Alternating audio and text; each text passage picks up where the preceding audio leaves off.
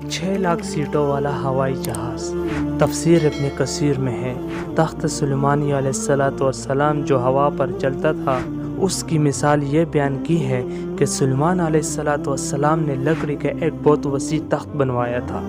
جس پر خود مع ایان سلطنت اور مع لشکر اور آلات حرب یعنی کہ جنگ کے سامان کے سب سوار ہو جاتے،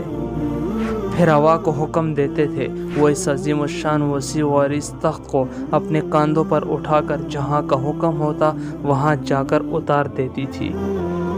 یہ ہوائی تخت صبح سے دوپہر تک 1 مہینے کی مسافت طے کرتا تھا اور اسی طرح دوپہر سے شام تک 1 مہینے کی، یعنی کہ ایک دن میں 2 مہینوں کی مسافت ہوا کے ذریعے سے طے ہو جاتی تھی۔ ابن ابی حاتم نے حضرت سعد بن جبیر رحمہ اللہ سے نقل کیا ہے کہ اس تخت سلیمانی پر 6 لاکھ کرسیاں رکھی جاتی تھی،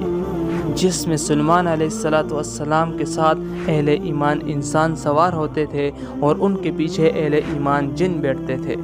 پھر پرندوں کو حکم ہوتا کہ وہ اس پورے تخت پر سایہ کر لیں تاکہ آفتاب کی تپش سے تکلیف نہ ہو۔ پھر ہوا کو حکم دیا جاتا تھا، وہ اس عظیم الشان مجمع کو اٹھا کر جہاں کا حکم ہوتا پہنچا دیتی تھی۔